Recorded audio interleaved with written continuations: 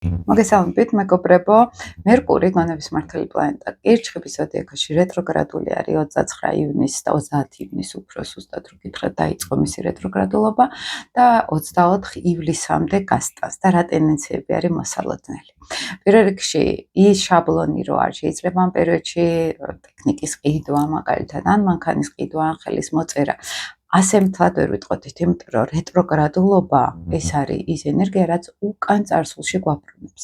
ის რაც გადაუჭრელი პრობლემები იყო. მაგალითად, მინდოდა რაღაც ფირმის გაკეთება და ვერ ბედავდი. მინდოდა რაღაც ტრენინგის გაკეთება, რომელიც უკვე გავაკეთე ადრე, მაგრამ ეხლაც მინდა ჩაუშვა ისევ, ხო?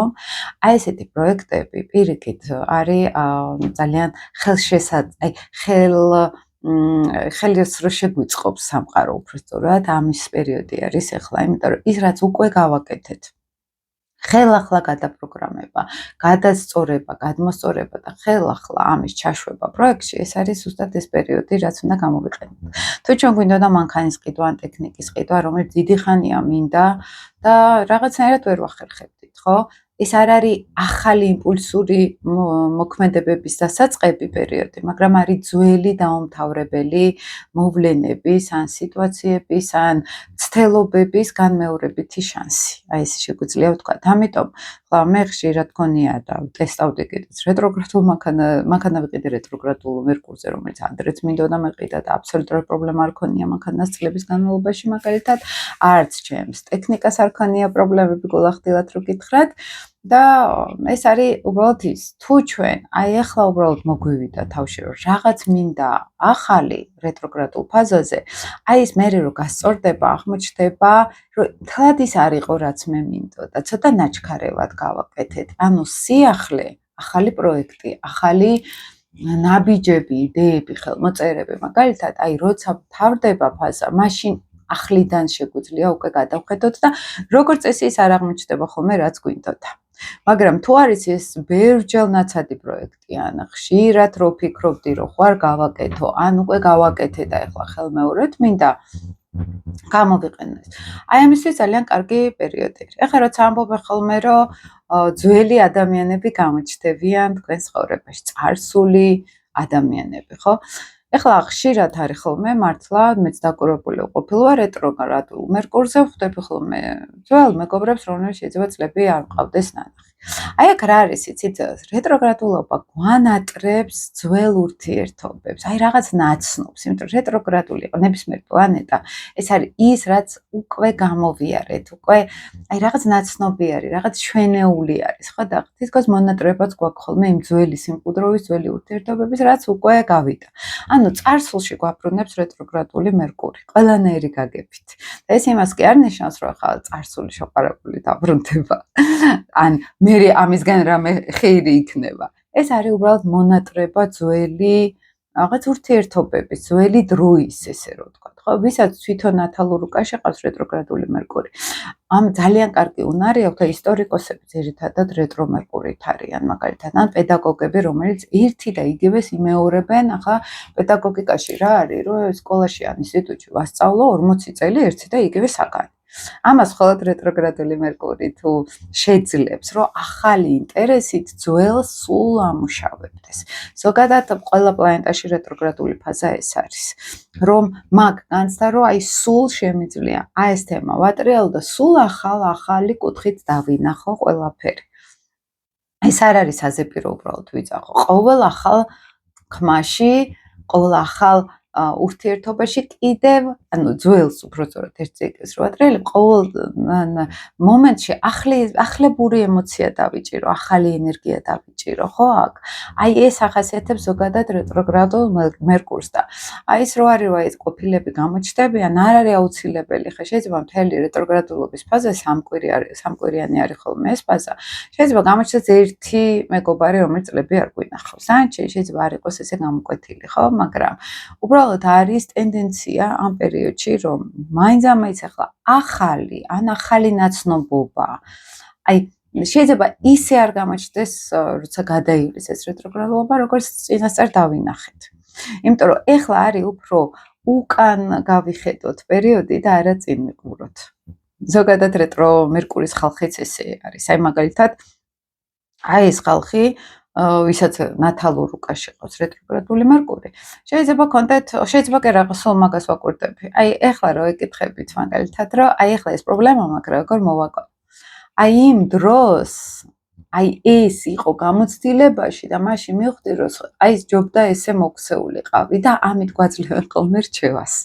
ანუ სადღაც სულ წარსულთან აქვთ კავშირი, წარსულ ინფორმაციებთან, სულ ამუშავებენ წარსულს და შემოაქვთ ძალიან კარგად მომავალში აი ის წარსული ახლებურად გადააზრებული. აი ეს პერიოდი გვექნება ახლა ყველას. შეიძლება ჩვენ აი ზოგჯერ არის ხოლმე ესეთი მითი რომ მაგალითად ვისაც რეტროგრადული მერკური ყავს, ისინი ძალიან კარგად იგრძნობენ თავს ახლა და ვისაც არ აყავს, მათ შეფერხება ექნება. ზემდერში ორივე შეფერხება აქვს. ოღონდ აი ვისაც რეტრო მერკური ყავს, ცოტა წარსულში რო იქნებენ, ახლა ჩვენს გვიწევს დაბრუნება წარსულში და თითქოს ტემპი ცოტა თანაბრდება. აი ეს არის და არა ის რომ ამათ ბევრად კარგი პერიოდი აქვთ. ორჯერ, სამჯერ გადახედვა გვიწევს ხოლმე ინფორმაციის, სანამ ამას ბოლომდე გავიაზრებთ სიტყვაზე. ეს თუ არის სრულად ახალი ინფორმაცია, თუ არის ძველი, აი ყოგანებით, თუ ტრენინგი მქონდა უკვე გაკეთებული, იგივე ტრენინგი შემიძლია ჩაუშვა ძალიან წარმატებით, მაგრამ სრულად ახალი ტრენინგისთვის ტრენინგს რატო ვახსენებ? იქნება ეს ნებისმიერ პროექტი, ნებისმიერი ფირმა გავაკეთო მინდა. თუ ეხლა აქვე ადრე ნამუშევარი მაქვს და ეხლა სახელი მინდა შეუცვალო. ოკეი არის ძალიან კარგი რეტროგრადული მერკური ამისთვის, მაგრამ სრულად ახალი პროექტისთვის მაინც არ არის ხოლმე კარგი. ხო? რატო? იმიტომ რომ როგორც კი აღარ იქნება ეს პერიოდი, გამოჩნდება იქ იმდენი წვრილმანები და იმდენი გადასაკეთებელი, სახელის გადაკეთება მოუწევთ, კადრების გადახედვა მოუწევთ. მე რაღაცები მე ხდება ხოლმე, რომ ეს არ არის საბოლოო ვერსია, მოდით ესე ვთქვათ, დოკუმენტის, ხო? ეს არის რაღაც სამუშაო გეგმა უფრო და გავითვალისწინოთ უფრო ძველი რა იყო შეცდომები და ის გამოვასწოროთ, ან ის გადავხედოთ იმ სიტუაციაში, რომ ახალი გავაკეთოთ. ანუ ენერგეტიკული შრე სამყაროდან, ხო? ენერგეტიკული ველი უფრო სწორად ჩამოდის ეს სამყაროს ენერგია გველაპარაკება, რომ აი ახლა შენელდი და უკან რა გაქვს დარჩენილი, იმაზე იფიქრე. და გადახედე ცხოვრებას, აი ფსიქოთერაპიულად ეს ერთ-ერთი კარგი პერიოდი, იმიტომ რომ მერკური კირჩხიბში არის და კირჩხიბის მერკური როგორ აზროვნებს, ვისაც ნათალურში ყავს მერკური კირჩხიბში. აი ეს არის როგორი ინფორმაცია იცით, ეს არ არის ანალიტიკური გონება, ეს არ არის ციფრების დათვლა, ეს არის ემოციურად აღვიქვათ ინფორმაცია. ზოგადად ყველასთვის ეს იქნება მეტნაკლებად უფრო საგრძნობ. მაგალითად ადამიანები შეიძლება გახდნენ უფრო წყენიანები მკვეთრი სიტყვების მიმართ, უფრო მოფრთხილება იყოს საჭირო მეტყველებით ინფორმაციულ დონეზე. ხო მხარდაჭერა იყოს ძალიან ეფექტური ამ დროს ემოციური მხარდაჭერა, ემოციური საუბრები, წარსულის გარჩევას, როცა ვიძახით, აი ურთიერთობებში გარკვევა უფრო ემოციებში, რამე წყინა რა გეწყინა დონე არის, ხო კირჩხიბის ენერგია. აი მე რო ვთქვი, შენთვის ეს რამდენად მტკინვეული ხო არ იყო? ან ხო არ იყო ეს შენთვის სადღაც ემოციური თავდასხმად აღიქმებოდა მაგალითად, ხო? აი ესეთი ურთიერთობებში ესეთი ფორმა უფრო შემოვა ახლა. და ჩვენ ახლა ვისაც აქვს ნაკლებობა სიღრმისეული ემოციური კონტაქტის გარე სამყაროსთან, აი შეიძლება მოხვდეთ როგორც გაუგებრობები ურთიერთობებში. აი მაგალითად კომუნიკაციაში რომ მე ვერ გავიგე რა თქვა ამ ადამიანმა, ხო? და ვისაც აქვს სიღრმისეული ემოციური წვდომა სამყაროსთან, ან საკუთარ თავთან, ხო? აი მანდ ექნებათ კარგი დაკვირვების შესაძლებლობა, რომ მე რა ფორმით ვთქვი, რა ტონით ვთქვი, გაუგებრობა კი არა, ამ სიტყვების მიღმა რას გრძნობდა ეს ადამიანი, ხო? ან მე რას გრძნობდი, როცა ეს მითხრეს. აი ეს იქნება ახლა ფოკუსში, იმიტომ რომ კირჩხიბი არის ძალიან გრძნობიარე, ზრუნველი ენერგია და მერკური რა არის? ეს არის კომუნიკაცია და ესეთი ადამიანები სიტყვით ზრუნავენ ადამიანებს, ხო? მათი გამონათქვამი ეს არის ძალიან, აი როგორ იცით, ფაქისი, კირჩხიბი ძალიან ფაქისი ენერგია, იმას არ ვაწყენინო, ამას არ ვატკინო, რბილია, აი ზრუნველი ენერგია აქვს, ხო? და ყველასთვის ეს იქნება ახლა ძალიან ფოკუსში. იმიტომ რომ მნიშვნელოვანი არის ახლა რეტროგრადული მერკური რო იყოს ქალწულში, აქ იქნებოდა რაციონალურობის კუთხით გადახედვა, ციფრებით გადახედვა, ხო, წარსულზე, მაგრამ აქ კირჩხიბია, ემოციები არის. და მნიშვნელოვანი არის მე უსაფრთხოდ ვიგრძნო თავი ინფორმაციულ დონეზე, ურთიერთობებში და მერკური კონტაქტები არის, კომუნიკაცია არის გარე სამყაროსთან. და შეიძლება გამოვლინდეს აი ის მოთხოვნილება, ემოციური უსაფრთხოების მოთხოვნილება ურთიერთობებში. ან გაცნობიერდეს, რომ მე თურმე ამ ურთიერთობებში არ ყოფილვარ უსაფრთხოდ. შეიძლება აი ბევრისთვის ეს ფოკუსში დარჩეს, რომ აი ჩემი საზღვრების დარღვევა შეიძლება იყოს ემოციური უსაფრთხოების დარღვევასთან. აი მაგალითად ადამიანი, როდესაც მკვეთრად, აგრესიულად ან დაუფიქრებლად რაღაცას იძახის, ის არ ღვევს სხვის საზღვრებს. და ვისაც უფრო სენსიტიური მერკური ყავს, შეიძლება თევზებში ყავდეს მერკური გონების მმართველი პლანეტა, შეიძლება მე-12 სახლში, შეიძლება ნეპტუნთან ყავდეს კავშირში, ხო? აი ისინი უფრო მეტად გრძნობენ. აი იმ სიტყვების მიღმა ემოციებს ხედავენ ძალიან კარგად წყლის გონების მმართველი პლანეტა ვისაც აქვს, ხო? და ეხლა ეს იქნება ყველასთვის გააქტიურებული. ანუ მაინც რეკომენდირებული არ არის ხოლმე სრულად ახალი რაღაცების დაწყება, ახალი პროექტების, ისედაც კირჩხიბი ეს არის უფრო დაკავშირებული თვითრეფლექსიასთან, ემოციებთან, მაგალითად უსაფრთხოებასთან. აი როცა გადავამზე ლომში, მერკური ლომში, მანდ იქნება უფრო ცეცხლოვანი გონებაც და თვითგამოხატვაც, ხო, ეს ეგო ფუნქციის გამოხატვა და კირჩხიბი არის უფრო დაკავშირებული უსაფრთხოებასთან, საკუთარ ნაჭუჭში არიან ყველა ახლა ამ პერიოდში, ხო, რაღაც შიგნით ბრუნდება ენერგია. რომ შევიგრძნოთ სხეულით, კანით შევიგრძნოთ, გარემო რამდენად არის ემოციურად უსაფრთხო ჩემთვის. ამ თემებს დაატრიალებს ამ უახლოესი 24 ივლისამდე მერკური. აი ამ უსაფრთხოებას გვაჩვენებს ვართ თუ არა კომუნიკაციებში ან გარემოცვასთან ემოციურად უსაფრთხოდ, ემოციურ კომფორტში ვართ თუ არა, გვაქვს თუ არა ჩვენ თავთან დამოკიდებულება უსაფრთხოებასთან დაკავშირებით. მაგალითად, რამდენად მე შემიძლია ჩემი თავი დავიცვა, რამდენად შემიძლია ჩემ თავს გავუგო ემოციურად, ხო?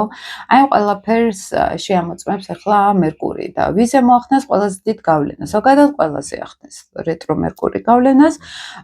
პირველ რიგში რო ვთქვათ, ახლა რეტროგრადულობის ფაზა რომელ გრადუსზე, კირჩხიბის გრადუსებზე მაგალითად ახლა არის მერკური ბოლო გრადუსზე არის, აგერ უყურებ 25 გრადუსზე, ხო?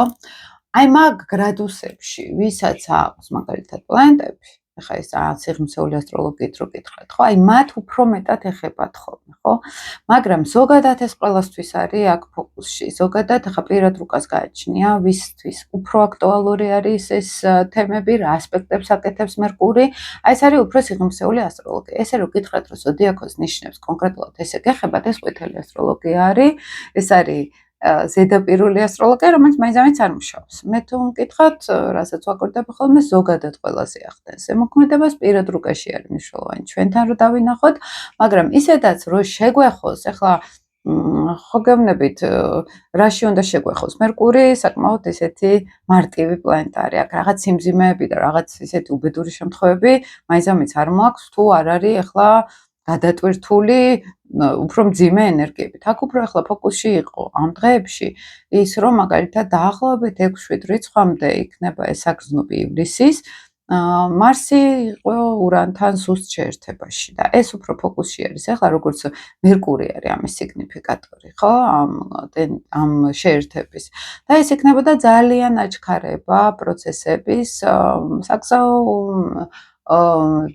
სფეროში მაგალითად ტრანსპორტი, ყופები არის ჩვენთან, მარსიც, ურანიც ტრანსპორტი არის ჩვენთან ზოგადად და ამ სიტუაციაში იქნებოდა ყველაზე დიდი გამოწვევა. ან ურთიერთობები და კონფლიქტების რისკი იქნებოდა მაღალი.